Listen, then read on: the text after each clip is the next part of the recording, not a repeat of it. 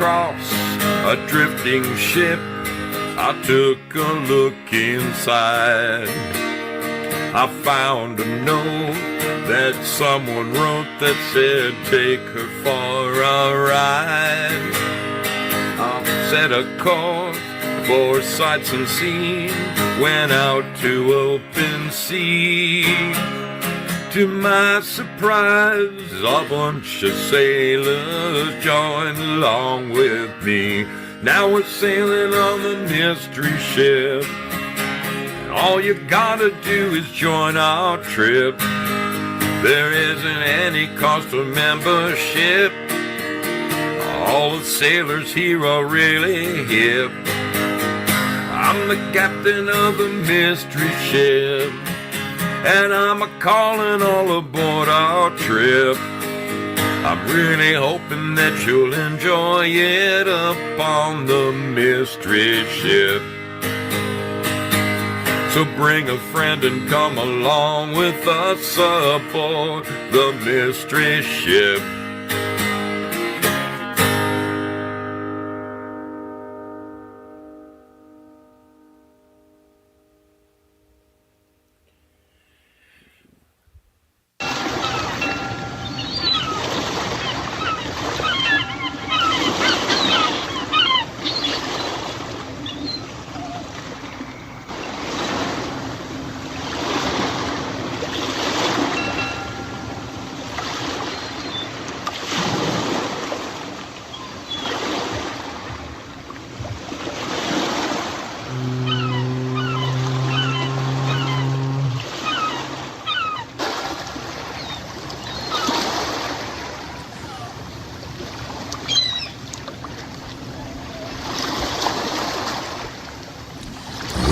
Good evening, my friends, and welcome once again aboard the deck of the mystery ship. Your brother Zoe at the helm. How are you doing out there? It is good to be here this Wednesday night. Today kind of snuck up on me a little bit, in a good way. I'm healing. Check this out. I can now get my arm up high enough to go out the window of the door of my car, so that means I can have the window down.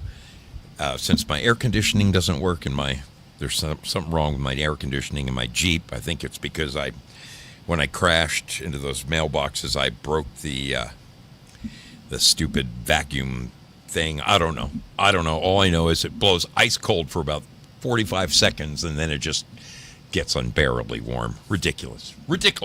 I'm telling you. But I can open up the windows now. I got that 455 air conditioning. 4 windows down, and as long as you're doing 55, there's enough air going through the cab to keep you cool. How you doing out there? What's going on with this camera? Oh man, it's looking at the underside of the television. What's happening? Let's fix that. Let's fix that right now. That's a little better. How are y'all doing? Hope you've had a wonderful week. I'll tell you what, it's just this side of roasting here in Southern Oregon. Monday was 97.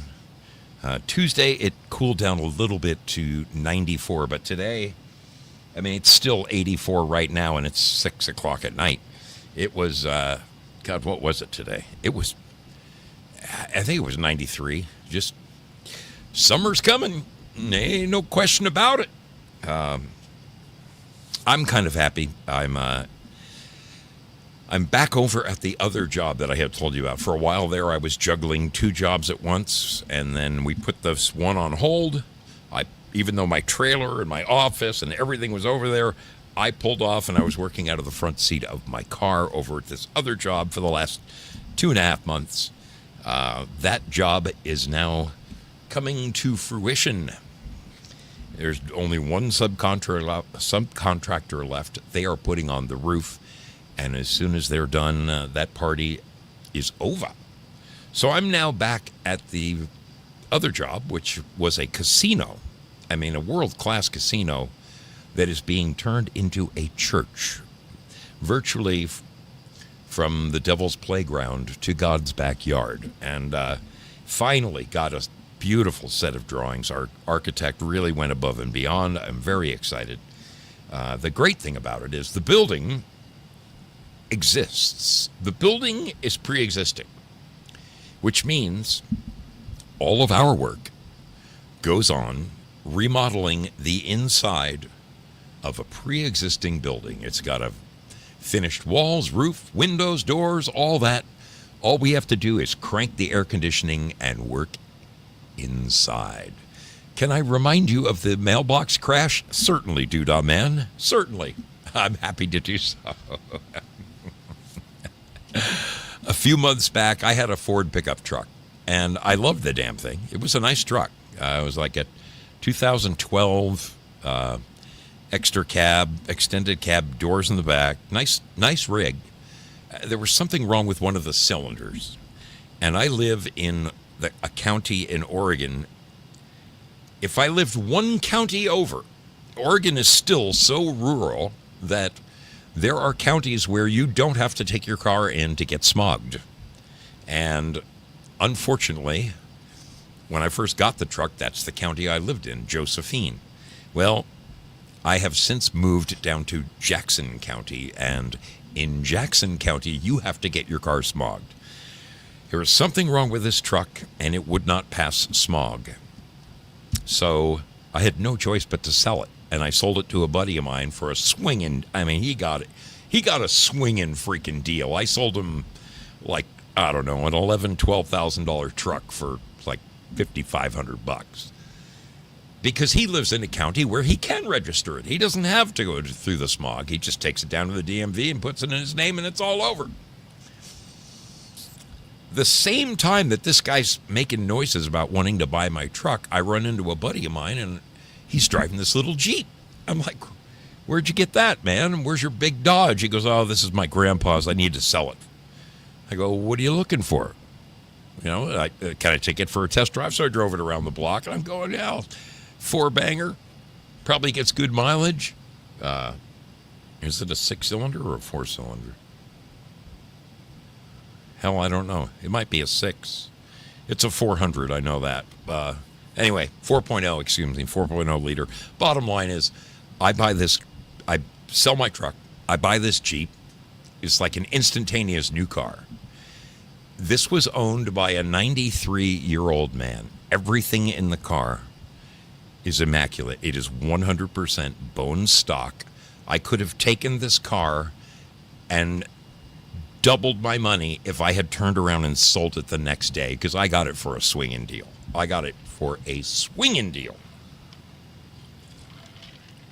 But instead, I'm driving along one Saturday morning, and my phones are on my passenger seat, and I'm expecting a very important text from my boss. My phone goes bling, and in the time it took me to reach over and grab my phone and pick it up just to see who was texting me, I slightly veered off the little very crowned country road I was driving on. And the next thing you know, I am going down in the ditch, and directly in front of me, Chuck, is Doodah Man. Doodah Man is a steel post with 3 mailboxes on it. And I took that sucker right out. If there's any good news, it's that I hit that steel post directly in front of, a truck has a welded metal frame. I hit it directly in front of that frame. So there wasn't any, if I had hit it in the center of my car and just folded in my radiator, drove my radiator into my fan kind of a deal, it could have been a nightmare. But I was very lucky. Very lucky. I broke a plastic grill, front end, some fiberglass parts. For less than $500, I ordered everything online, and within 2 weeks, I put her all back together. And I've since put 3 radiators in it, but that's just because I enjoy the practice. I hate it. I have to say, it's a great little car. It's not a good little car for a guy my size. I am too big a dude to be driving this little tiny Jeep. It's If it was a CJ5, I wouldn't have any problem in the world. But it's one of those. What do they call it? A XR or a XJ? I think it's called. It's just, I got to get rid of this thing. Anyway, thanks to the help of my friend Chuck and Willie Fixit, both of these gentlemen coaxed me through my repairs, and I put the sucker back together in basically one weekend. I can swap a radiator out in that car in 15 minutes. I've done it 3 times. So there you have it, Doodah Man. That's where I'm at with that. Where was I? What was I talking about? Oh, it's been an interesting little week. I'm so tickled that I'm back on this job, working indoors in air-conditioned splendor, while the rest of the world will be out there sweating their balls off. Me and my boys will be in air-conditioned comfort, remodeling a casino into a church. We're doing the Lord's work. I mean, come on. Does it get any better than that? I don't think so. There is a local coffee guy, 2 brothers. Sadly, one of them is now deceased. But these 2 guys were, 30 years ago, they started a little coffee business, and it just exploded on them. And they did very, very, very well. They were both multi-millionaires. I didn't realize coffee was that big of a thing, but it is. Hey, look at this Patriot Party Pod coming on in onto the mystery ship. There's plenty of room. Grab a life jacket and life preserver and head on out to the poop deck. Good to see all you. Look at that, Pian. Haven't seen you in a coon's age, darling. Little doll, how are you doing? Wow, awesome. Farm Girl, welcome aboard. Tone Loke, what are you doing? I used to do the wild thing. That's what I think of when I see Tone Loke. She likes to do the wild thing. That was a big song in the 80s. I'm feeling a little nostalgic tonight, people. I really am. There's some crazy vibes in the air. I don't know what it is, but I'm enjoying it. I really am enjoying it. I think I mentioned to you guys, like, I don't know. Okay, I can do that. See all the mobility I'm getting in my left arm? You wouldn't. My scar is healing. Look at that. My scar is healing from my surgery. Complete shoulder rebuild. I'm doing well. Life is coming together for your brother Zoe, slowly but surely. I mentioned about a week ago that I got in touch with an old friend of mine, a guitar player I used to play in a band with 20-some odd years ago. And, he got married, moved away. I got busy, got a job working out of town, and we just our paths just didn't cross anymore. He moved out of state, and, it was one of those, it was just before cell phones. Just before cell phones caught on. So we really kind of lost touch with each other and just recently hooked up again. I took a wild stab on Google and I found him. And we had about a 20-minute phone call that just really just warms a guy to the cockles of his soul. It was a great thing. It really was a great thing to catch up with my buddy Joel again. And the amazing thing is coming up in late August, I'm going to be meeting up. I'm going down to Los Angeles. I'm going to be hanging out with my brother and my sister.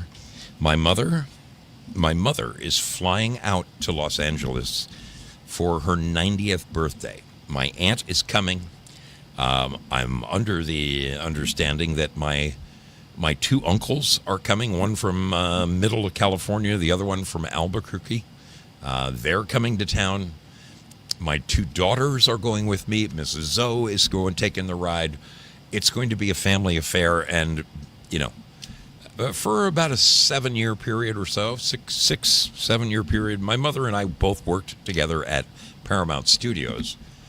And, I am still friends to this day, with a great many of the people that I knew at Paramount when I worked at Entertainment Tonight. All through the 1980s, I worked for a television show about entertainment. And I've talked to a few of my friends in that field, and some of them who know my mother, they're going to be dropping by. It's going to be, seriously, if there's anything I do enjoy once in a blue moon, it's just taking a little step back in time and saying, man, there was a time when, and you just, I have such fond memories. I know a lot of people who are disillusioned with themselves. They say, "Oh, if I had it to do over again, I'd have done this and I'd have done that." Man, not me. Could I have done better? Absolutely. Could I have done worse? Hell yes. I had a great ride. It's been a great ride. And I was just thinking about what it was like, going through your day-to-day life back then, 70s, 80s, 90s, versus what it's like going through life now. And I started looking at all the differences. For instance, here's me. Here's me at, I am 22 years old. I'm 22 years old using the telephone. Okay? Look at that mop of fucking hair right there. I went through a box of pictures for tonight's show because I wanted to show a bunch of things, because it made me think back to crazy times of being a young man. Here I am enjoying a primo beer. My sister got me that shirt from Hawaii. Look at my hair. Just look at my fucking hair, okay? Those are some, man. But do you remember what it was like back in the 80s or 70s when you needed to make a phone call? Like, let's say a friend of yours said, "Dude, make sure you get in touch with me tonight. There's a great party tonight. Call me." So, you're driving along. It's getting to be about 5:30. You're like, "Oh, shit, man, I need a payphone." You look, you see a payphone. You get out of your car. You walk up. You pump in. It was 10 cents. But if you want to have any decent phone call, you at least put a quarter in there. And, you're talking, and, man, who's going to be there? Oh, this guy, that guy, these chicks, that chick. Dude, that chick you really like, she's going to be, And just about the time he's getting ready to give you that address, that, you got a piece of paper and a pen to write it down. For the next 3 minutes, please deposit 40 cents. The operator would cut in the middle of your phone call. And so then you get a couple more. "Wait, quick, give me the address." And it would be, "Dude, it's on 329. And then she cuts in again. "Please deposit 40 cents for the next 3 minutes.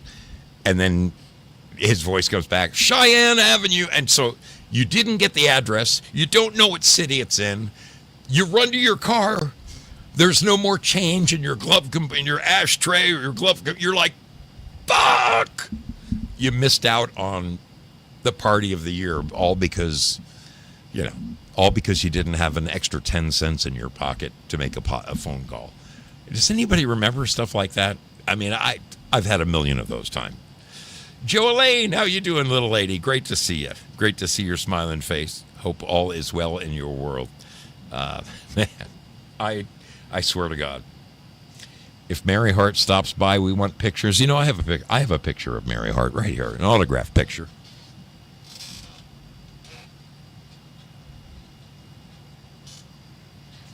It's somewhere right here. I'll dig it up in a second. I'll dig it up in just a second. In fact, I'm going to dig it up right now. But we're going to take just a little 2-minute break, and then Zoso is going to lay a nostalgic little show on you. I'm going to show you some images of Zoe from days gone by, and we're just going to have some laughs, people. We're just going to have some laughs comparing then to now. And you have to, by the time we're done, you're going to agree with me that life was ever so much more fun then than it is now. But I don't believe you will be able to disagree with me. Hang on a second. Something going on around here. What the heck is going on around here? All right. Hang on. Hang on. This is Daily Insanity. There we go. There we go. All right. We are going to be back immediately following this video. So I'll see you on the flip side, people. Stay put. Stay right in that chair right now for the next 2 minutes. Aloha. This is Daily Insanity, and you are listening to The Mystery Ship with Zoso Dude 77. Hi, I am Deborah R., and you are watching The Mystery Ship with Zoso Dude 77. This is Dribby Doo, and you're on the Mystery Ship with Zoso Dude. This is Captain Grams, and you are on the Mystery Ship with your captain, Zoso Dude 77. Hello, this is Prayer Warrior Girl, and you're on the Mystery Ship with Zoso Dude 77. Hi, this is Awakened Mom, and you are on board with The Mystery Ship with Zoso Dude. This is Matty F&B, and you're watching Zoso Dude on the Mystery Ship. This is Rick Carmen. Welcome aboard the Mystery Ship. I am Bitch Slap Satan, and you are watching Mystery Ship. What else? This is Jayla17, and you're aboard the Mystery Ship with Zoso Dude 77. You are live with Zoso and the Mystery Ship via Sloan TV. This is John Otter.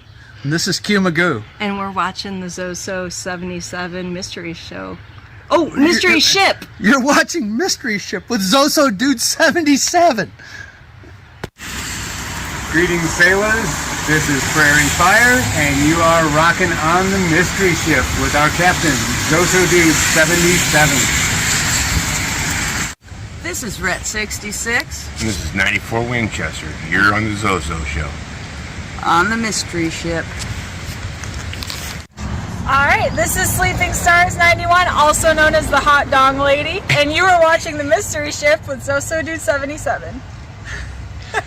Hey. This is Special K, and you're with us on the Mystery Ship with Zoso Dude 77. And he go. Hey sailors, it's TL Spud from beautiful Clark County, Washington, and you're watching The Mystery Ship with Zoso Dude. Of course, this is the Batman, your favorite mustache superhero. And I'm here to tell you that we are on the Mystery Ship with our good captain, Zoso Dude. God bless everybody. Peace out from Batman.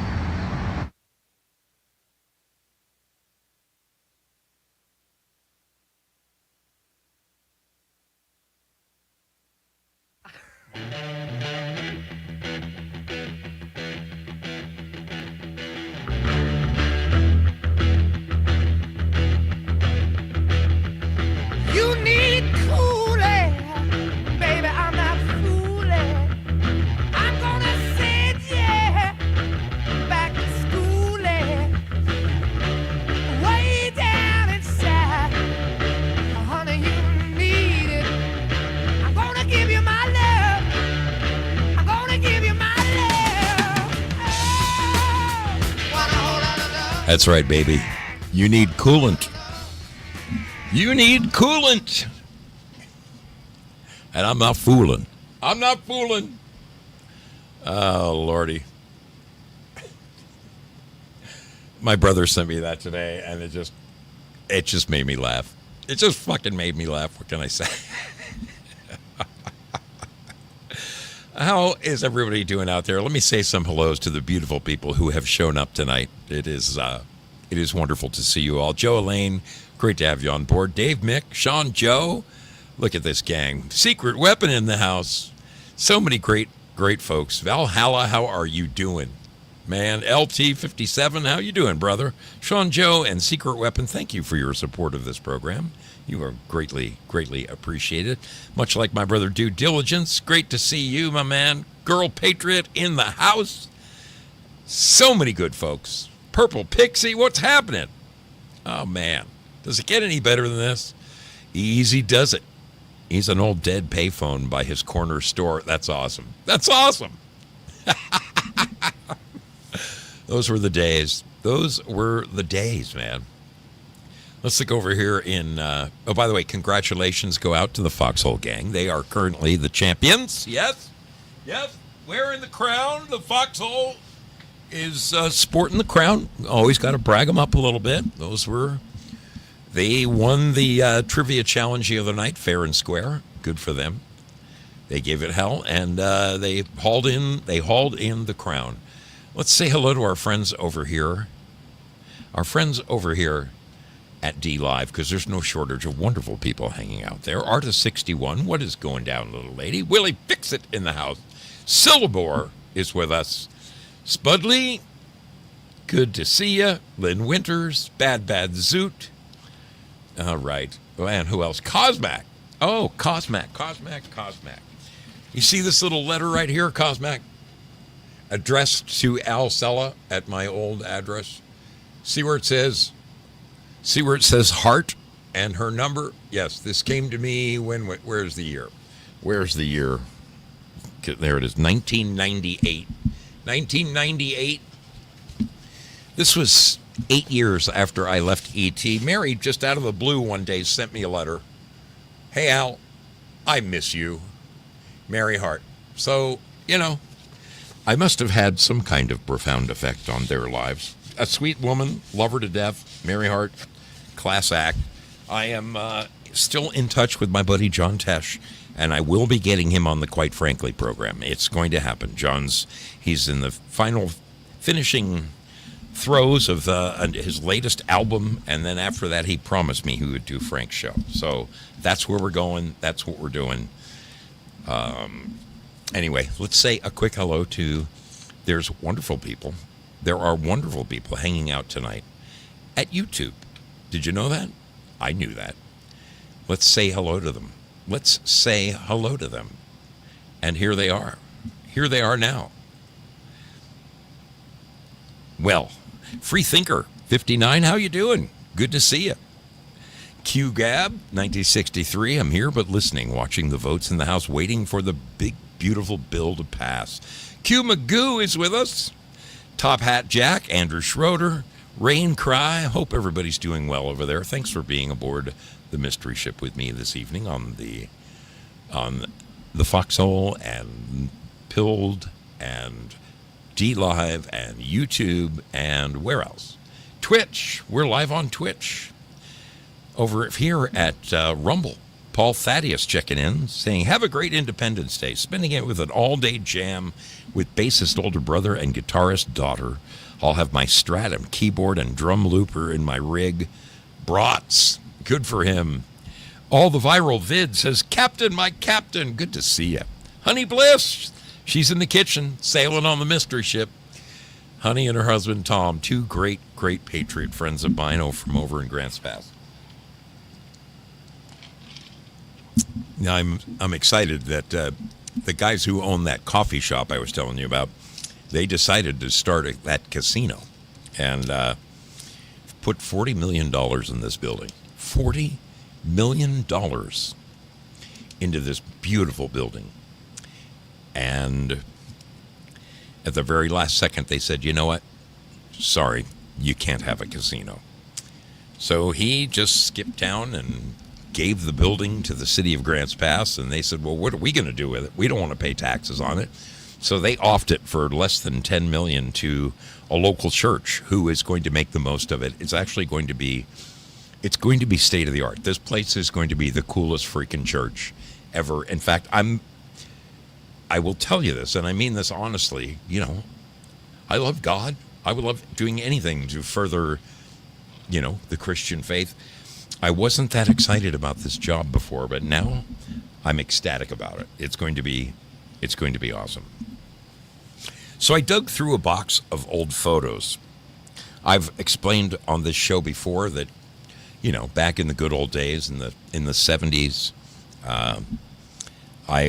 my brother and I were camera buffs. We got an enlarger and built a dark room. Actually, we just made a dark room out of our bathroom. We put the special light in the socket and blacked out the window and learned how to blow up pictures and all that. And this is one of the very few surviving pictures that I personally printed. This is me with my very first guitar. I bought that for $50. This has to be 1975 at best. Yeah. I got a couple more there. This is me with my brothers. I just bought the amplifier. There was a big old Fender Bassman. I was so excited, man. Got that thing for $200. But that's my brother's pre-CBS. That's the same guitar that Kurt Cobain played. That's the same guitar that Joey Mormon is so excited about right now. He has one of those. It's a Fender Mustang. This is a little better picture of me with that, my first guitar. Look in the background. This is, I had one of those, on the wall is a giant poster from the Neil Young album, Time Fades Away, with all the lyrics to all the words, all the song. And then you can see Laurel and Hardy above my headboard. And then there was one of those, can you see it? Do you remember those black velvet neon posters that would light up with a black light? I had several black lights in my room, and I had a bunch of those posters. They were, I don't know, what can I say? We were dorky back then. People did dorky things back then. Then one day, I saved up my money. And I bought my first Gibson Les Paul, a 1959 Gibson, and my first Marshall amplifier. I can't be 17 years old in this picture. Yeah, I think I'm exactly 17. Those were some freaking good times. Here's another picture. It doesn't really. I was really hoping that you would see the guitar, but then I realized, hell, I have a million pictures of me in that guitar. Motorcycles were always part of my life. Always. This is from, what's the date on it? 1976. I am flying through the air on my Honda SL70. I got some air on that son of a bitch. Look at that thing. Yes. Now, I love this picture. God, I wish it would show up better. I really wish it would show up better. I'm praying that you can see what is in this picture. I'm going to do the best I can to have you look at it. So, you can barely see. I'm on the far left. You can see the drummer in the middle with all of his drum cases. My bass player on the far right with his bass amps. And I'm sitting on top of my Marshall stack with a couple other cabinets. This was all the equipment that we owned right there at that time. That was my band Up for Grabs. You know, in the video break, with all the different pictures from across the spectrum, that is the band in that song. Yep. I'm telling you folks, to be 22 years old again, look at that mop of hair. Look at that mop of hair, son of a gun. Back in those days, I worked for a sign company. This is the 1970s. And let me tell you, back in those days, the San Fernando Valley in Los Angeles, 1975, was orange groves, okay? It wasn't tract houses behind block walls. It was orange groves with a little grouping of houses over here and another little grouping of houses over there. And when I was 15, 16, I put up signs like this everywhere in empty fields. We'll build to suit. And I promise you, every one of these places got built. They got built. These were some of the signs, pretty typical of the signs that I worked at a sign shop. I worked at a union sign shop at 16 years old. That's one of my best friends named Pat. We just put up that sign. Again, here's a apartment complex. Pat and I just put this sign up in front of this. This is down on Sherman Way. On Sherman Way in Canoga Park. Now it is da-da-da-da-da-da-da-da-da. But those were the days. Forrest E. Olson was a huge realtor back in those days. And we did all of their work, 100% of their work. Man, we did all their vans, all their cars. This was the nicest man you ever met. He was one of the best lettering guys. Back in those days, we hand-lettered signs. See the signs behind him, Zenith? Those were all painted with a brush. This was such a nice guy. He decided to retire early and go up. His name was Leonard. And he decided to retire early and go up and live in Truckee, California with his son. And within the first week of his retirement, he was walking around the back of his truck and a drunk driver hit and killed him. And I cried my eyes out over that because he was a beautiful man. He was a beautiful, beautiful man, old Leonard. Son of a gun. When I saw that picture today, I knew I had to show it to you. This was my boss. This was my boss, a little 5'1" Italian guy by the name of Tony White. He was, I can't say he was the second father, but he was definitely a kick in the pants. A kick in the pants. Now, those of you over on D Live, I know that on Saturdays, when you listen in, every now and then on D Live, you will hear that I am talking about Trin the Sis. Trin the Sis. That's my little sister. This is my brother and my sister and I. This had like 1979. I think I am 20 years old. Yep, I'm about 20. No more than that. My brother in the middle, my sister. There's Trin the Sis. Here's another picture of Trin the Sis. Yep. This is from November of 82. And then this is my sister of just a few years after that in the 80s. She had just made for me and my band this enormous backdrop. She hand sewed this for me. Unbelievable. That used to be the backdrop when we would play like the Whiskey or the Roxy. We would put that up on the back wall.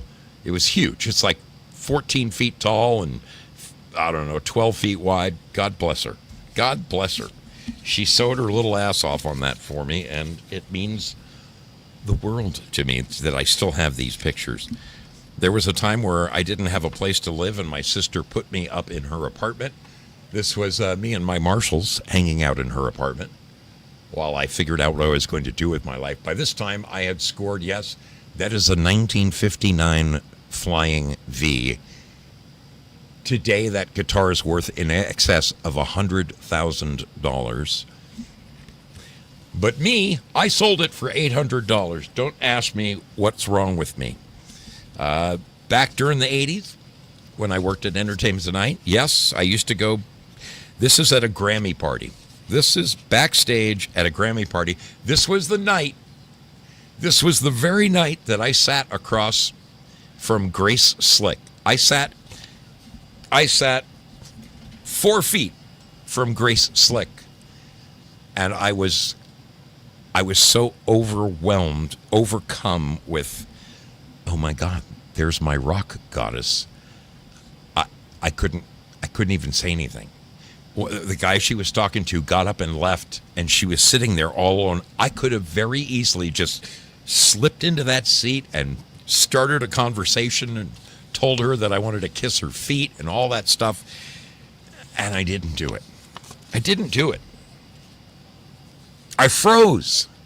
I choked. I freaking choked. I don't believe it. She's no Grace Jones, that's for sure. Those of you who have seen the pictures of me with Dave Mustaine, I've shared it a million times. This has to be from that same era because there's the beard. That's just, yeah, right when I am driving a 1978 Dodge Aspen. It was a former Border Patrol car. I had lost my license, and I didn't dare take the chance. Of getting pulled over by the cops. So I bought an old narc car. That's what I did. I bought an old narc car, and the cops left me alone. Of course, I couldn't register it. So what I would have to do is go into a parking lot every time the tags went out. I would have to go into a parking lot with a razor blade and peel the sticker off of somebody else's car so I could have the most, relevant sticker on my license plate. But I drove that way for like 5 years without a license. A kind of irresponsible youth that I was. This is a good shot of my band. This is Up for Grabs. Up for Grabs. That's a nice shot of my 58 Les Paul. Where we go. Here's an even better shot of that 58 Les Paul. Man, this was when we were really influenced by Rush. They used to wear kimonos and stuff. So I had this chick make me a kimono. Yes. Yes. Here's a better shot. I was also heavily influenced by Robin Trower. You can tell by those boots. I had the same boots as Robin Trower. Yes.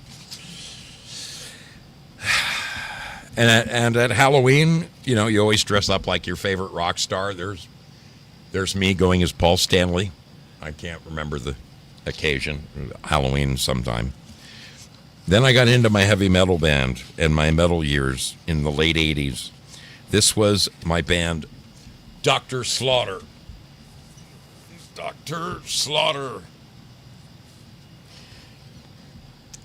There is Dr. Slaughter. We had a female singer.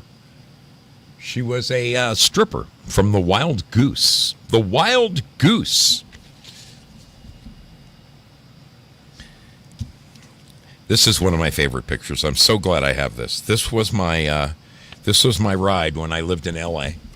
That is my 1951 Chevy 5-window pickup. And I wish to God I had that truck. It had center lines on it with M50s, big old meats. Oh, I wish I had that truck today. I would kill to have that truck today. But that was me in L.A. I was living in Venice Beach. And amazingly, see the back of this picture? My house burnt to the ground, and somehow this picture made it through the fire. So, you got to be thankful for stuff like that. I love this picture. I really love this picture because this is me and two of my roadies. That's Rick on the left. Unfortunately, Rick is dead. And the guy behind him is Larry. Two of the best roadies a guy could ever ask for. This is a fantastic picture of my 59 Les Paul. Look at that. Look at that beast. Oh, it would kill to have that guitar today. Just freaking kill. One of the things we used to do, now this is really popular, we would go out alongside the San Diego Freeway, just south of the Budweiser plant on Roscoe Boulevard. There was a gigantic, and it's still there to this day, a gigantic, one of the biggest parks in all of the San Fernando Valley. It is just north of the Sepulveda Basin. It's called the Sepulveda Basin Park. And it's huge. I mean, like 20 acres. There was a outbuilding there with bathrooms in it. And we would go out there and unscrew the light bulb in the middle of the bathroom. And we would screw in a one of those little corkscrew plugs so you could plug an extension cord in it. And then we would go and set up out in the middle of nowhere, in the middle of a field. And as you can see how big, I think you could see the freeway behind us. And, set up set up the old Marshall stacks, and people would just show up and hang out and listen to your music. Right, there's one picture I'm looking for in particular. Where is it? Okay. This is myself and two of my best friends. This is about 1984 or 5. No, this is 85 or 86. That's me pointing on the front. I'm in charge of this. My bosses came to me and said, "Hey, we want to do a family portrait in front of. We want the whole staff." So, right in front of the Paramount gate, I had some seats, some staging put up, just like basketball seats. And I sat the whole family down. There's the whole gang, the entire Entertainment Tonight staff right there. We are waiting for Rob Weller. That's the missing seat right there is Rob Weller. He's not there. John and Mary, they're all in the picture. And I'm right in front, right? That's me right there because, hey, I'm the guy who put the picture together. And by the way, we're all wearing the Entertainment Tonight Crazed Weasel T-shirts that our graphic artist designed. It was great. One day I got to work, and the pitcher who pitched the 715th home run to Hank Aaron, Al Downing, was in there, and I said, "Hey, man, let me get a picture of you." This is this is one of the darkest individuals I've ever met in my life. You can't even see his eyes. He's I think you call them a mandingo. I'm not quite sure. But anyway, just a couple more silly photos. Nothing too dramatic. I got semi-nostalgic going through the box of photos because after talking with a couple of my friends earlier today on the phone, I'm like, there's just something to be said about the good old days. Oh my goodness, I got to call this out. My dear sister, Ginger45, look at her. She just donated 1, 2, 3, 4 bronze tier subscriptions. People, they're there for the taking. If you see the little brown box, click on it. It's yours. They were snapped up by Valhalla, one by Dave Mick. There's still 3 or 4 of them there, people. Willie Fix-It snagged one. Get them, baby. Get them. Get them while they're hot. Get them while they're hot, and you'll be wearing a rock star badge. Thank you so much, Ginger45. You are the cat's meow. There's still one there, people. Scroll up and grab it. Scroll up and grab it. Angry Mary got it. She got it. All right. Well done. Well done. Oh, that is so freaking cool. Thank you so much. We were talking about phones earlier, and my mom used to tell me what it was like when she was a kid, and they had party lines. Now, I never had a party line. I never had to live in a neighborhood with a party line. But I'm curious, just tell me, did anybody in this chat, did anybody ever grow up in a neighborhood with a party line where like 4 or 5 families shared one telephone line and you had to wait for you pick up the phone and you got to wait for another family to get off the phone before you can use the phone? Did anybody ever use a party line? Thank God I never had one of those. I was just flashing back to what it was like when you would work up to the nerve to call up, some chick that you're hot on, and it's like 7:30, 7:45 on a Tuesday night, and all you want to do is talk to her. But the phone gets picked up and it's her dad. May I ask who's calling?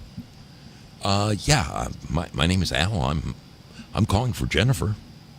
What is this in regard to? It's about our history homework, Mr. Whatever his name was. You remember that? Does anybody remember that? Just that uncomfortable feeling about getting 20 questions from the old. Well, I'll check and see if she's busy, but if she's doing her homework, she won't be able to talk to you. That's okay, Mr. Johnson. I'll wait. Oh, man, those were, yeah. God, just right there, Dave. The days of calling the radio station to win tickets. You were quick on the rotary. Do you remember when the first push-button phones came out? So you only had to dial it once, and then after that, you could just hit the redial button. That was like the greatest thing ever, but that wasn't until like the late 70s. Oh, man. But, going outside with your friends, in the summer evenings, just like this one. I mean, right now, I am so lucky. It is light. It is light here in Oregon. And I'm talking, you can still see outside clearly. I can see 1,000 feet away at 9:50. At 9:50 p.m., 10 minutes to 10, I can still see squirrels across the yard, deer going. It's, I love this time of year. This is my absolute favorite time of year. And it's light right now at like 5:15. 5:15, the sun is over the mountains and shining. It is, I just love this time of year. I love this time of year.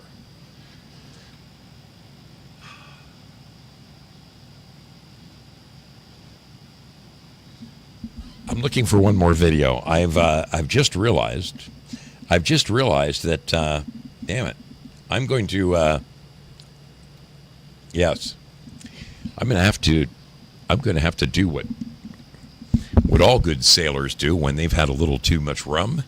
I'm going to have to slip outside for a second. It's just the way it is. So thank God I have these videos lined up for just such an occasion. Just such an occasion. All right. We will be back. We will be back immediately following this video. Stay tuned. Please don't go anywhere. There's plenty of show left. Plenty of show left. Please don't go anywhere. There's plenty of show left. Plenty of show left. Please don't go anywhere. There's plenty of show left. Plenty of show left. Please don't go anywhere. There's plenty of show left. Of show left. Where is that echo coming from? Plenty of show left. Of show left. Where is that echo coming from? Plenty of show. YouTube was the culprit.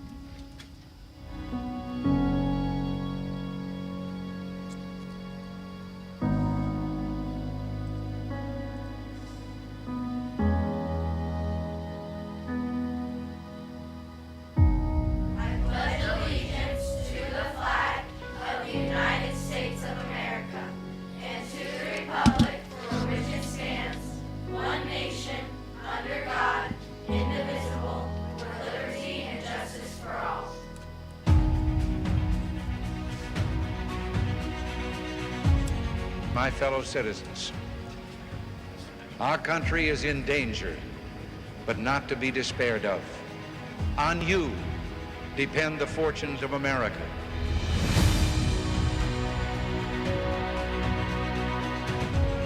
We, the Americans of today, are ready to act worthy of ourselves, ready to do what must be done to ensure happiness and liberty for ourselves, our children, and our children's children.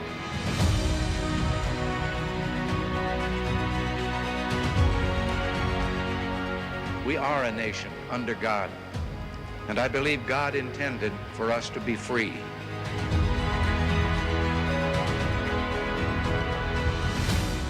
The crisis we're facing today, it does require, however, our best effort and our willingness to believe in ourselves and to believe in our capacity to perform great deeds, to believe that together, with God's help, we can and will resolve the problems which now confront us.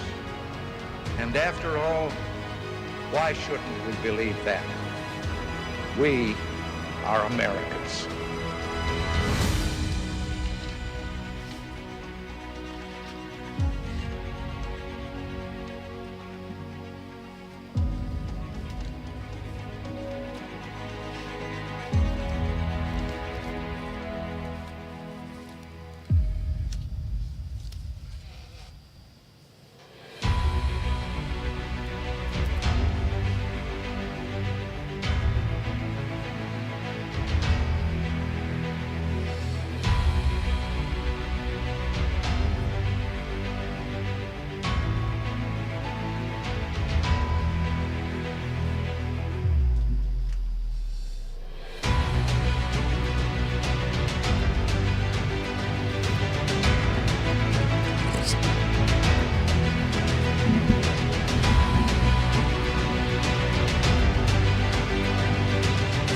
It's becoming a dying breed.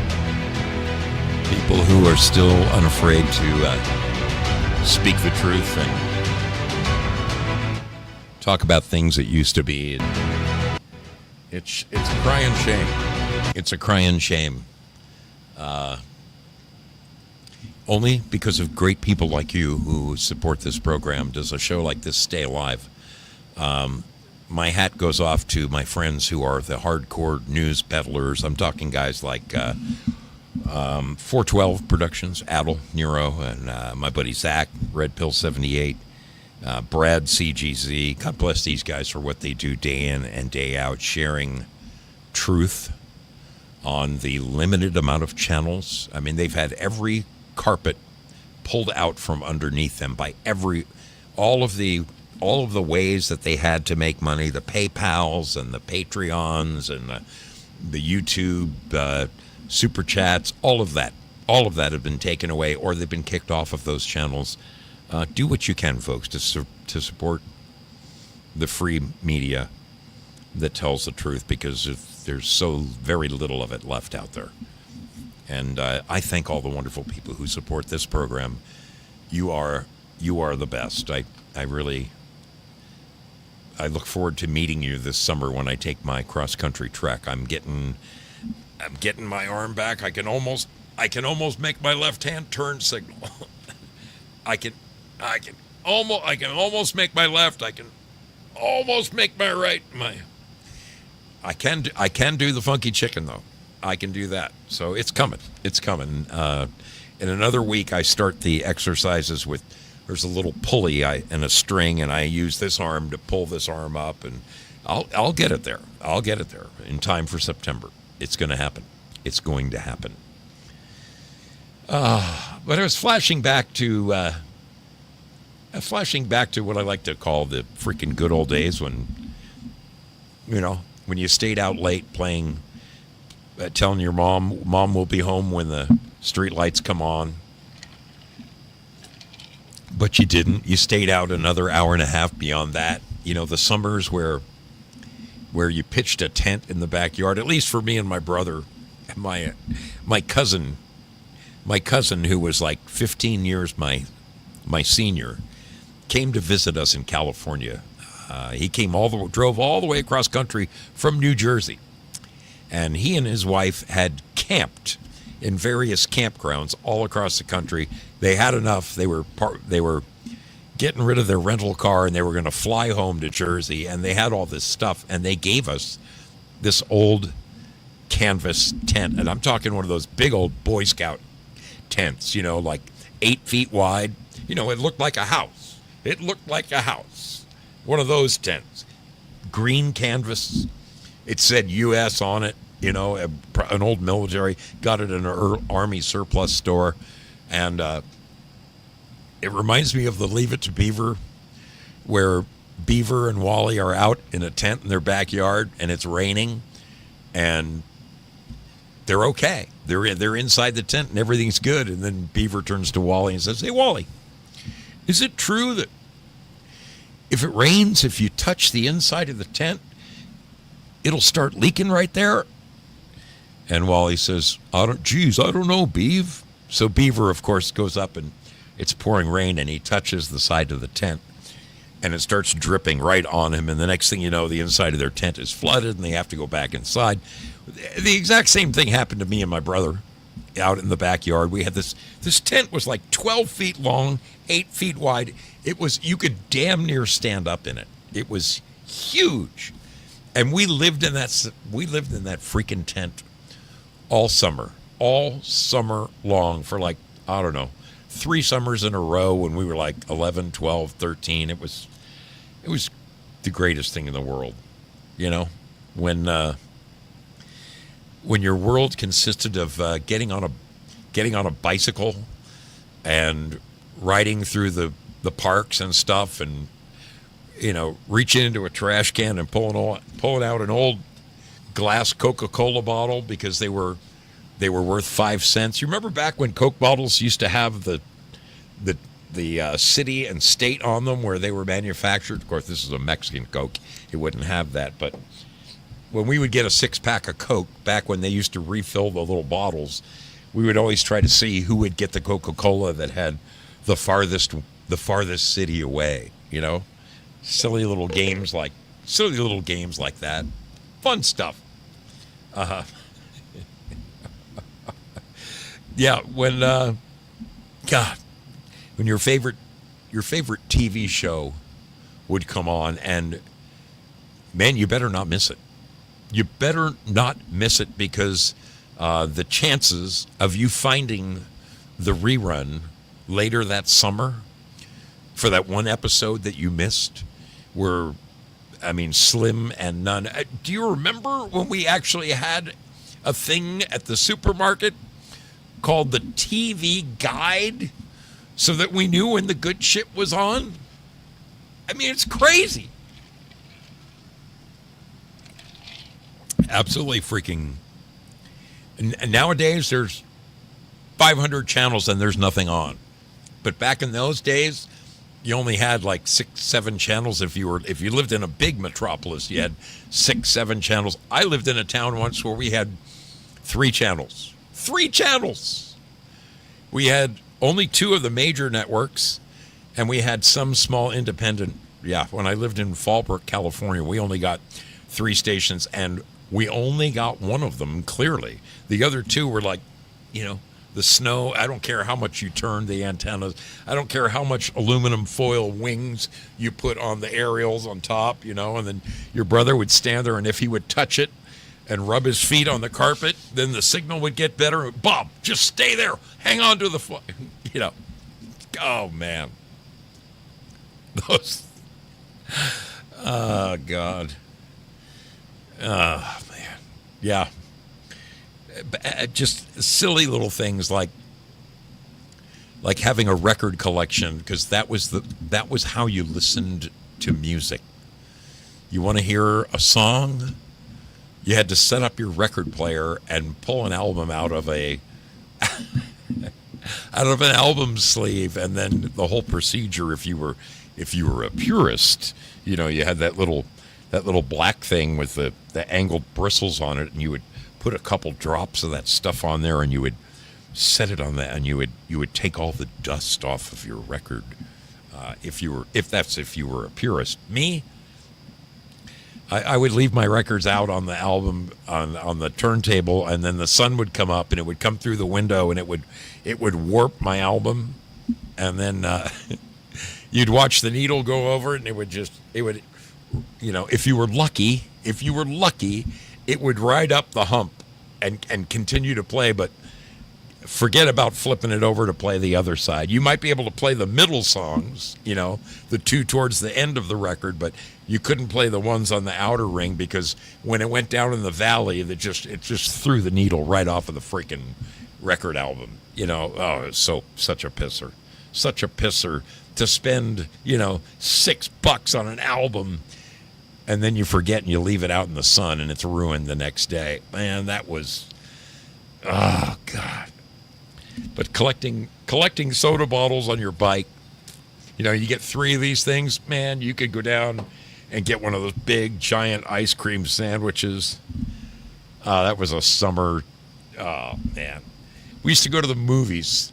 There was a place in Northridge called Fox Northridge. It was just south of Devonshire and Reseda, right in the heart of downtown Northridge, California. And in the summers, you could go to the movies there for 15 cents. 15 cents. And you get a double feature. You could collect 3 Coke bottles and go to the movies without having to go home to mom and ask for a quarter. You know? Oh, man.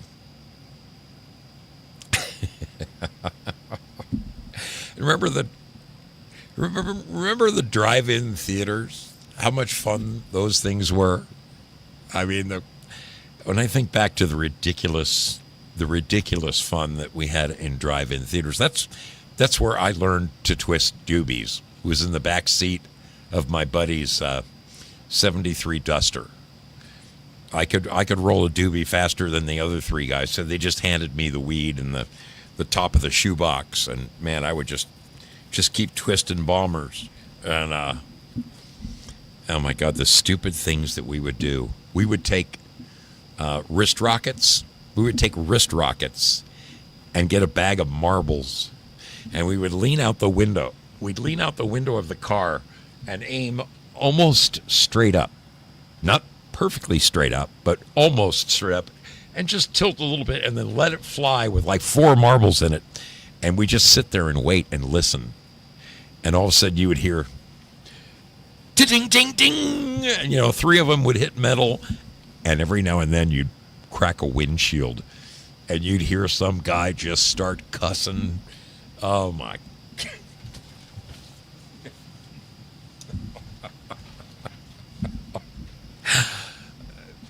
Being a dumbass kid in America that was the thing to do. That was the thing to do. I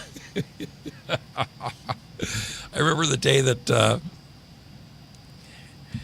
do you remember back in the day when how many of you remember this?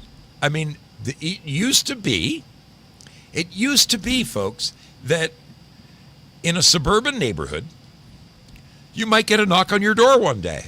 And it could be the Fuller Brush Man.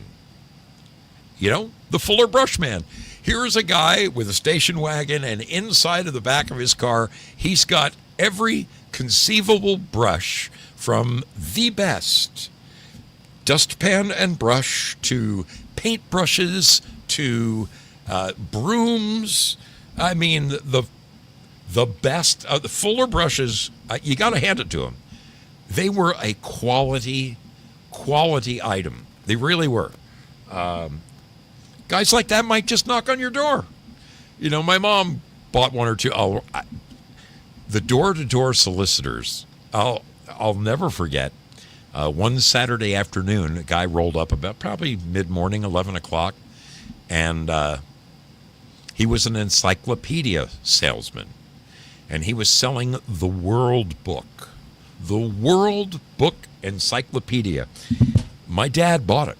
He bought the whole volume, and he was particularly excited because it came with 2 extra books of extra knowledge, brand new knowledge that didn't make it into the A through Z books. It was so new, so he got the addendums. And I have to admit, I mean, back then, if you're a kid, and you're doing a homework report, history, or I don't care, science, whatever, you went and grabbed an encyclopedia. Because that's where all of the knowledge was. You got it out of a book. You grabbed the book, you flipped through the thing, you found the subject you were studying, astronauts landing on the moon or whatever the hell it was, and you wrote your report. You were very careful not to write exactly what was written down there, because then it, one of the times I was so pissed, most pissed off ever in my life, I went to this all-boys school. It was a college preparatory, and one semester, my English teacher and my history teacher decided to team up and they were going to dual grade us.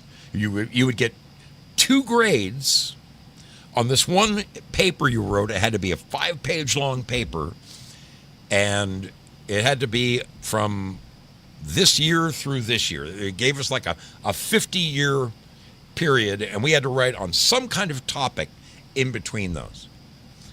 This was one of the few times that I actually seriously applied myself. I went to the library, and I didn't just pull the World Book. I pulled the Encyclopedia Britannica. I pulled the, oh my God, there's 5 or 6 different well-known encyclopedia brand names. And I studied all of them, and I made notes, and I wrote this beautiful, beautiful 5-page report, and I turned it in. My history teacher, after reading my report, said, "You had to have copied this out of a book," and he gave me a D. The one time I really fucking applied myself, I said, I got so pissed. I said, "I defy you to take this and you go pull any book in our library and find me one paragraph that I copied. You can try the World Book, you can try Encyclopedia Britannica, you can try any of the books in there. You won't find one single paragraph that I copied." Mr. Sella, it's just that I don't believe you. And I got, the one time I really freaking tried, I got so pissed off at that. That's the kind of stuff that makes a kid not want to try anymore. All the world's knowledge wasn't right here in one of these things for you. Nope. You had to go to a book. You had to go to a freaking book to learn something. I almost think it was better. Honestly, I think it was better that way. Crazy. My mom, on the other end, we had a door-to-door solicitor. This is the one that pissed off the old man. This is one that got the old man riled up. He comes home one day, and there's a brand new Hoover vacuum, door-to-door salesman.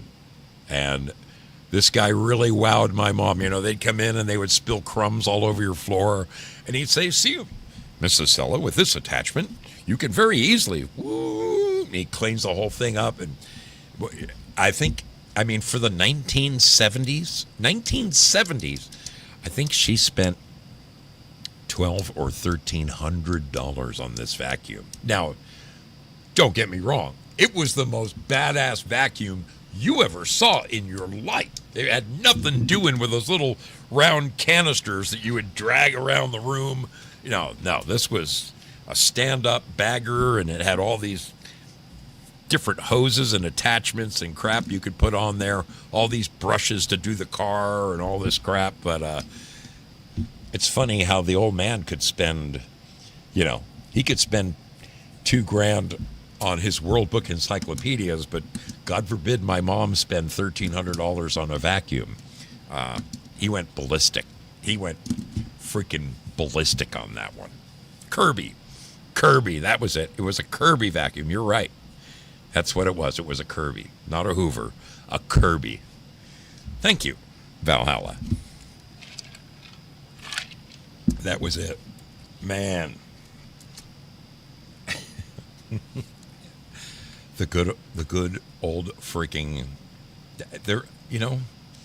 I almost feel bad that my kids didn't get to experience the kind of thing that my brother and I experienced. I mean, dude, and I'm telling you, in the late 1960s, I'm talking 1967, 1968, 1969.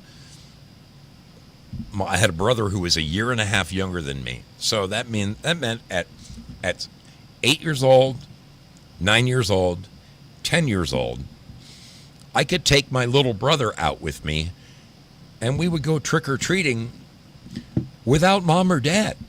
Mom and Dad didn't have to go along because things were safe back then. There wasn't anybody. The only precursor my dad had to us going out and trick or treating by ourselves is he said, "I want to look at your candy before you eat any of it," and he would very carefully go through everything.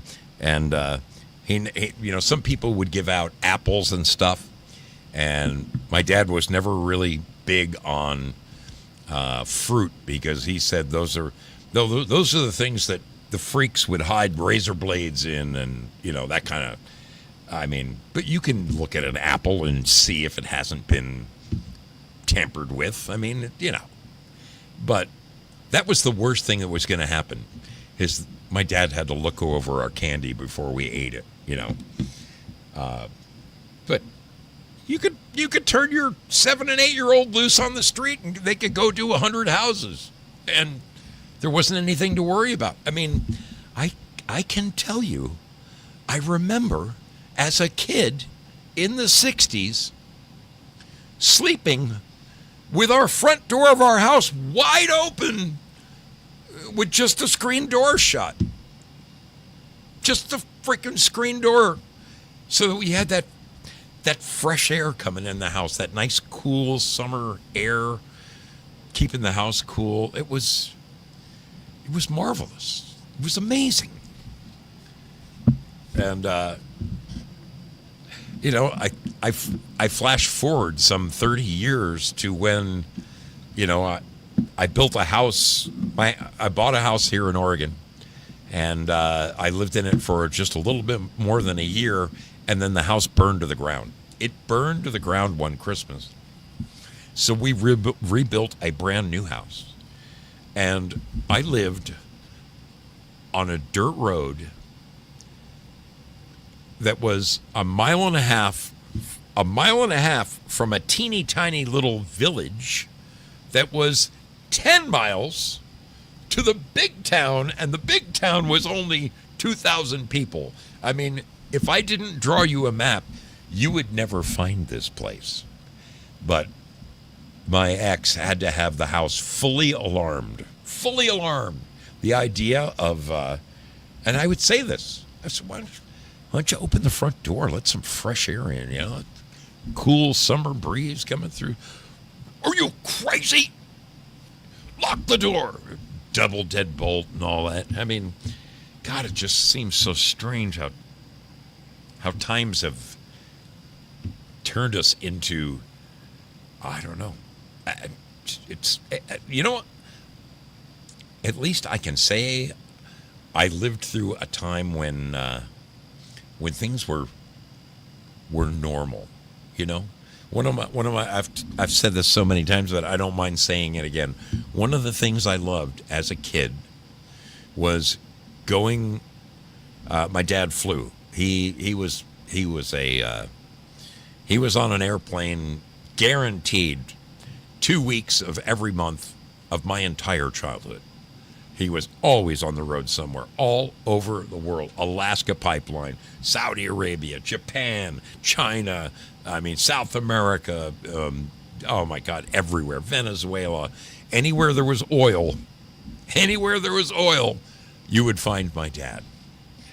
And we would take him to the airport, and we would take him all the way to his gate. We would wait there with him, watch him walk down the little jetway and get on the plane, and then we'd be looking out the window, the whole family, and we'd see him sitting in the window. He'd be waving at us, and we would watch the plane, and we'd sit and watch the plane take off, and it was normal.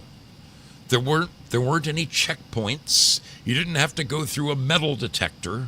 There wasn't anybody bombing any planes or hijacking anything. Had hijacks occurred? Yes. But the fact is, they were so few and far between that going and grabbing your dad at the airport in 1976, we would be, same thing. Even 10 years later, as we got older, he would land, and as he came out the jetway, there's our whole family standing right there at the gate You know, I would grab his suitcase. My brother would grab his briefcase so he could put his arm around my mom. My little sister would be tagging along, and we'd walk out to the parking lot or down below to the baggage claim area. It was America back then. It was the good shit. We weren't cowering in our garages. It's God. Dandy says he lived that childhood too. I love it. Yeah, TL Spud says the old Long Beach airport, you could get dropped off and it wasn't 50 steps to the gate. I mean, those were the good old days. You know, no bullshit. You could check your baggage outside. In fact, at Burbank Airport is one of the few places left in the world where you can still do that. You don't have to go inside and get in the line. If you catch the guys outside, I mean, it costs you a couple bucks more, but it's worth slipping a dude a 20 to say, hey, can you get this on this plane? Sure, mister. I'll take care of you, you know. But it's so few and far between anymore. It just isn't. What happened to this great American experiment of ours? Does anybody? How about this? Who remembers this? You go to the library, right? That's where all the knowledge was. You go to the library and you want to find a book on Abraham Lincoln. So you had to go to those little card indexes. Anybody remember these things? There was rows and rows and rows of these little drawers, and all the books were numbered with the Dewey Decimal System, and you could fumble through and find Abraham Lincoln. Here's one, and you'd have to read the number like 112.74, and then you would have to hunt through the aisles of the library and look for the numbers to find the book you were looking for. Who remembers that shit? Oh, man.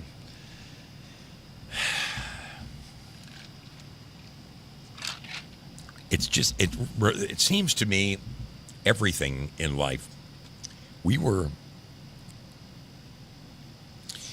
just a lot more patient back then. We were all long on patience because we didn't know anything different.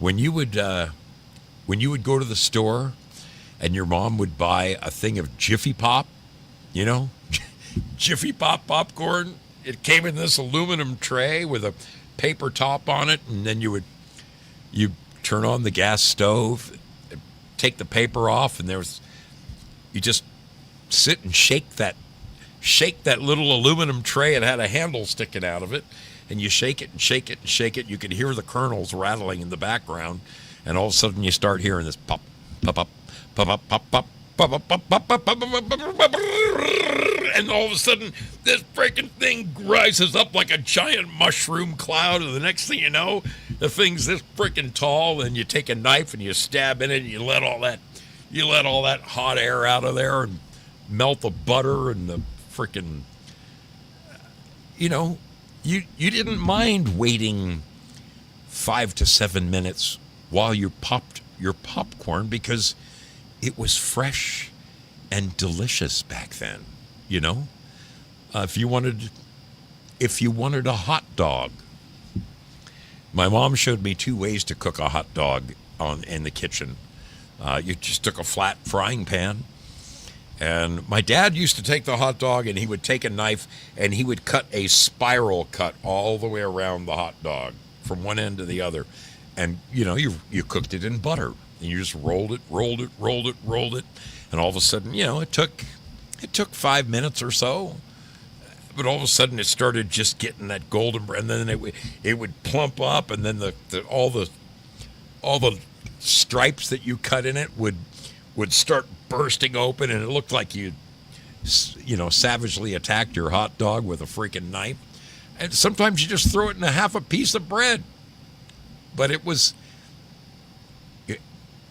you weren't in a rush. We didn't know what a microwave was, but we didn't care. So it took 5 minutes to cook a hot dog. So it took 7 minutes to make Jiffy Pop on the stove. Who cared? We didn't care. We were 10 times more patient than we are today. Another good example, cameras. You know, you would go down to the store and you would buy a roll of film, like 126, and you put it in your little Instamatic camera and you shoot a picture this day, and maybe 2 weeks later you take another picture. And, you know, I think there were 16 pictures on a roll. I can't remember. 12, 16. God, it's been so long. It's been so long, but eventually you used up the whole roll, and then at the end, when you took the last picture, you would press it and press it and press it and press it and wind and wind and wind and wind, and it would take the rest of the film up. And then it finally occurred to my brother and myself that when you got to the end of the roll and they told you to advance the film, there's actually still film in there, like 6 or 7 inches. We didn't learn this until we started developing our own negatives. Dude, it says 16 pictures, but I can take 22 pictures because there's 6 more after the freaking, you get to number 12, you take the last picture. Well, you just move it forward again, take another one, move it forward again. Just because there's no numbers showing up doesn't mean there wasn't more film in there. And we started getting every penny's worth out of our film that way. Getting 5-6 extra pictures. But before I had a dark room, before my brother and I could develop our own negatives, you used to have to take him to the drugstore, and you dropped him off, and they said, "Okay, we'll see you in 3 days." So what? You waited 3 days to get your pictures, and then along came good old Photomat. That was such a big deal. These tiny little booths showed up out of nowhere, and somehow, some way, in the same day processing, some hot little chick in this tiny little booth, you drop it off and you go back later that afternoon and pick it up that same day. It was unheard of. It was absolutely freaking unheard of. Same day photos. Crazy. Oh, God, I love that shit. I love that shit.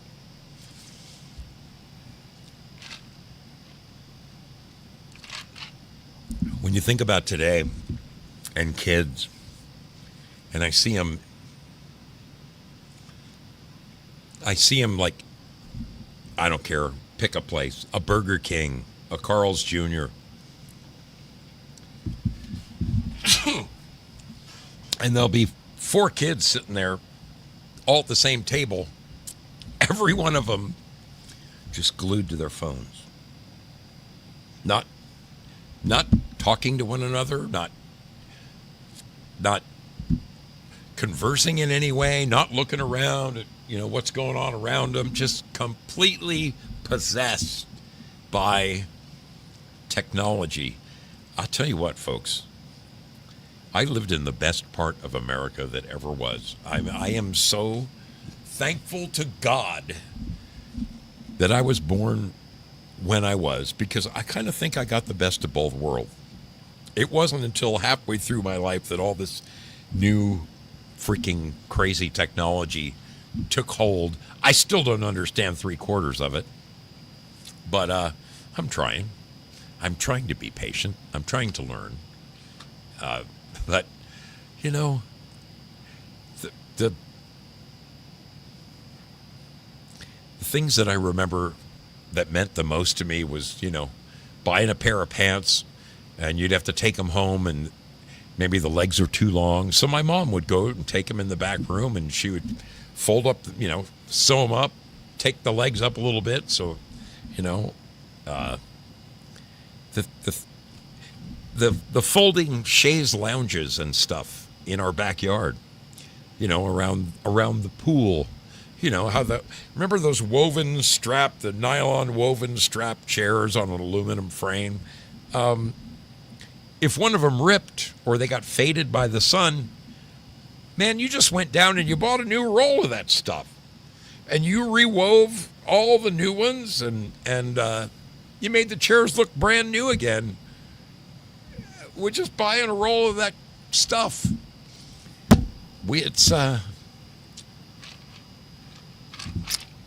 Nowadays, you just throw that thing away and go buy a new Chinese one. It's crazy.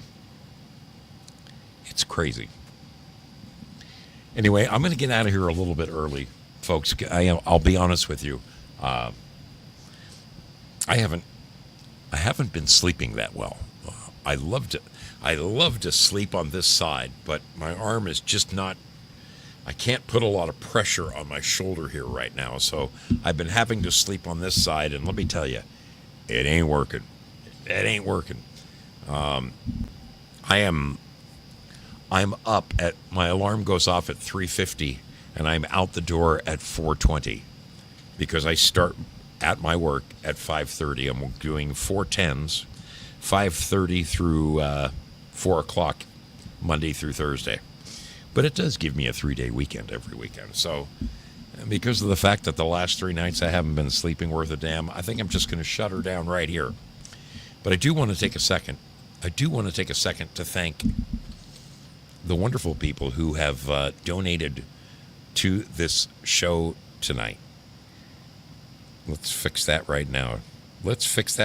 Joe Elaine. There we go. There it is.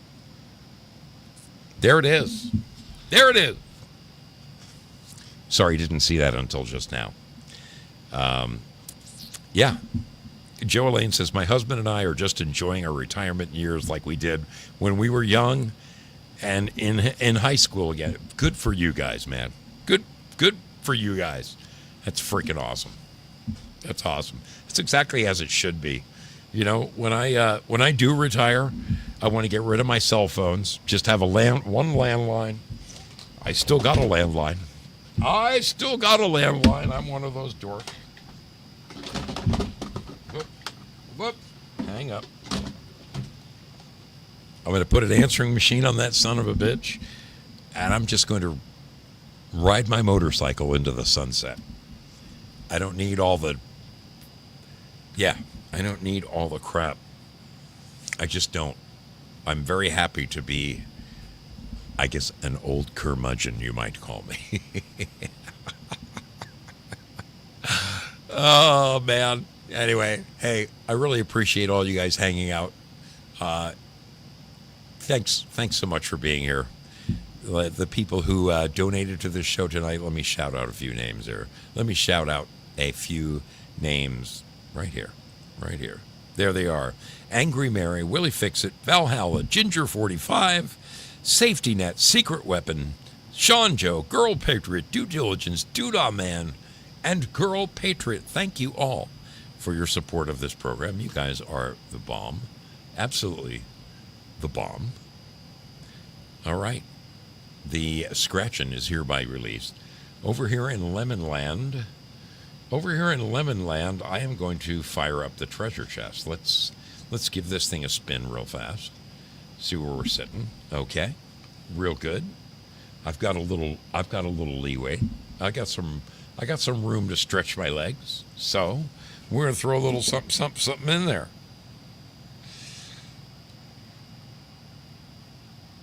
Yes, we will.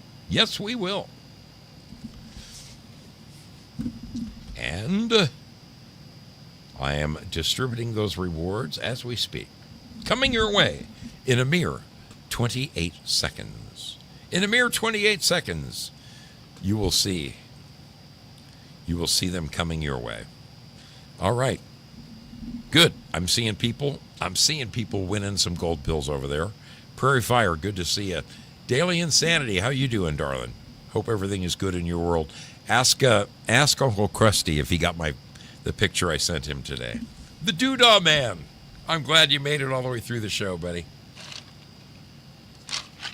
All right, let's looky here. TL Spud, Lynn Winters, Bad Zoot, Dandy 002, Willie Fix It. God bless each and every one of you guys. Thank you for all you do to hang out with me. It has been my pleasure to hang with you this evening, folks. Have yourself a great rest of your week. 4th of July coming. I need to tell you two things before I get out of here. Two things. Every Sunday night now, on the Mystery Ship, I have designated Sunday night. It's going to be called Escape Night with Zoso. Okay? Escape Night with Zoso. And I'm going to play for you the last couple of weeks in a row. I had a great black and white Cary Grant movie that we played 2 weekends ago called My Favorite Wife with Irene Dunn. Fantastic movie. Hysterical. This past Sunday night, we had a film called Escape from Alcatraz with Clint Eastwood. Another fantastic film. This coming Sunday night, I'm going to be offering yet another fine film just for you. This coming Sunday night on the Mystery Ship, your brother Zoe will be bringing you this film right here. Stay tuned. You're not going to want to miss it. I'm pulling out the oldies and the goodies, okay? The ones that they're not playing in reruns on all of the channels, okay? So Zoso's Sunday Night Escape this coming Sunday night is going to feature this film right here.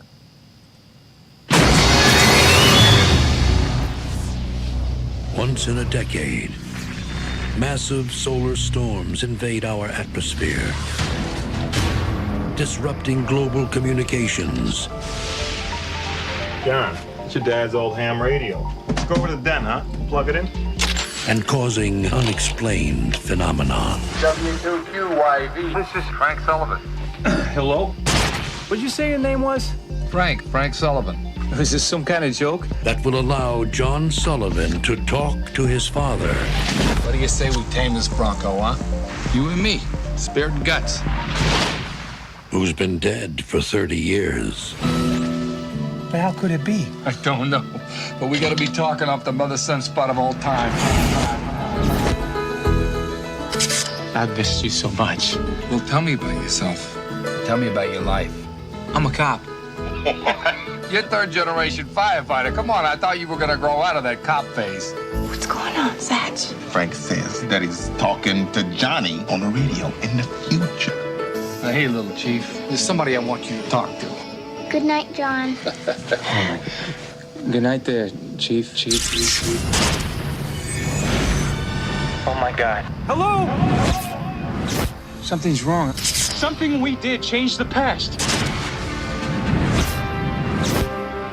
Something happened to Mom. Your mother what? No, she was murdered. We gotta do something and try to stop this guy. I may not know who he is, but I know where he's gonna be and what he's gonna do before he gets there. Do I call the police? They're not gonna believe me. You got his prints. I want you to hide that wallet. Somewhere where nobody's gonna find it for the next 30 years. The window seat in the dining room. It's in! I got it! You gotta give me something I can believe. We've got to catch him in the act. And you can make that happen, Dad. I'm not a cop. I'm a firefighter. We can do it together. Remember spirit and guts? I love you, son. I love you too, Dad.